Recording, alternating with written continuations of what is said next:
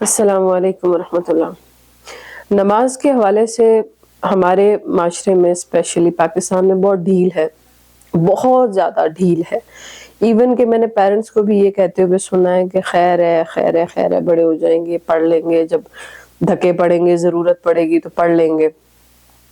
حالانکہ parents university کی پڑھائی، کالج کی پڑھائی جہاں فیس دے رہے ہوتے ہیں وہاں بہت پریشرائز کرتے ہیں کہ تم نے اتنے نمبر کیوں نہیں لیے، تمہاری ڈگری فلاں ہونی چاہیے، تم نے بہت توجہ دینی ہے، ہمارا نام روشن کرنا ہے ڈگری کے تھرو۔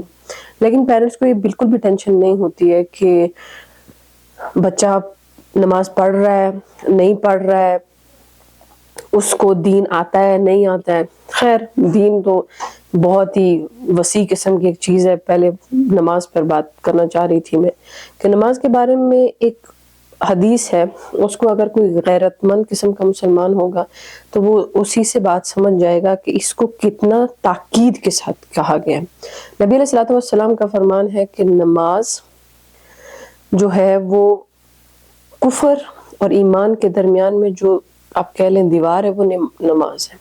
آپ نے نماز چھوڑی دین آپ کفر کر رہے ہیں، آپ نماز پڑھتے آپ ایمان میں داخل۔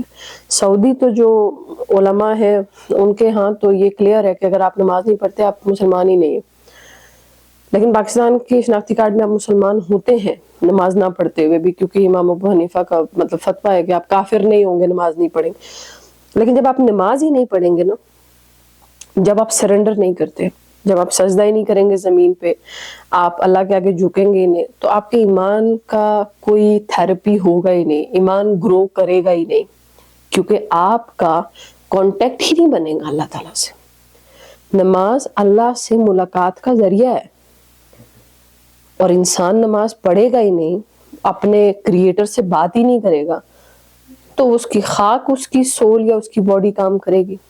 کچھ بھی نہیں ہوگا۔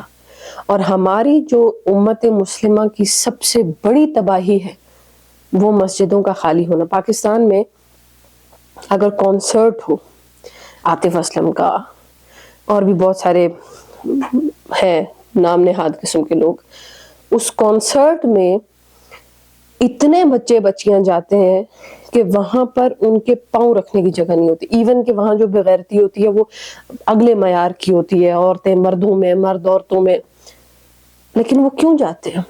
کیونکہ مسلمانوں کو بہت ایک اسکیم اور ترتیب کے تحت ان کی مسجدوں سے نکال دیا گیا ہے۔ کون سی مسجد ہے پاکستان کی جو ہر نماز میں اتنی ہی بھری ہوئی ہو جتنا ایک کانسرٹ میں پبلک ہوتی ہے؟ کوئی بھی نہیں۔ نماز ہمارے دور کا سب سے وزنی کام ہو گیا ہے، اور پھر اس پر سونے پہ سہاگا یہ ہے کہ جو چند ایک لوگ پڑھتے ہیں ان کو بھی نہیں پتا کہ ہم نماز کیوں پڑھتے ہیں، کیا ہے نماز، میں نماز پڑھنے کیوں جا رہا ہوں، میں صرف ایک فرض ادا کرنے جا رہا ہوں، مطلب وہ ٹھونگے مارنے کے لیے زمین پہ، یا کوئی پرپز ہے اس کے پیچھے؟ وہ پرپز تک نہیں پتا ہے ہمارے لوگوں کو۔ آیا میں اللہ سے ملنے جا رہا ہوں، ملاقات کیسی ہونی چاہیے، میں کیسے ملوں گا، میں کیا کیا بات کروں گا، اللہ تعالیٰ مجھے جواب دیں گے، میری ان کے سامنے حالت کیسی ہوگی؟ نہ، کچھ بھی نہیں۔ ہم کچھ فیل نہیں کرتے کیونکہ ہم مطلب ہی نہیں جانتے نماز کا۔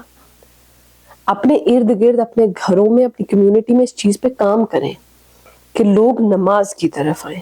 جب لوگ سجدہ ریز ہوں گے تبھی ایمان پیدا ہوگا، اور جب ایمان پیدا ہوگا تو مجھے امید ہے کہ کسی نہ کسی معیار پر تو مسلمانوں کی شکل صورت باہر آئے گی نا، جو کہ ابھی صرف علی سیٹھی کے کانسرٹس میں نظر آتے ہیں۔ آئی ہوپ کہ آپ کو یہ میری بات سمجھ میں آئی ہوگی کہ نماز کو ہم لوگوں کے لیے کتنا امپورٹنٹ بنا کے بھیجا گیا۔ نبی علیہ الصلوۃ والسلام کا فرمان ہے کہ نماز میری آنکھوں کی ٹھنڈک ہے۔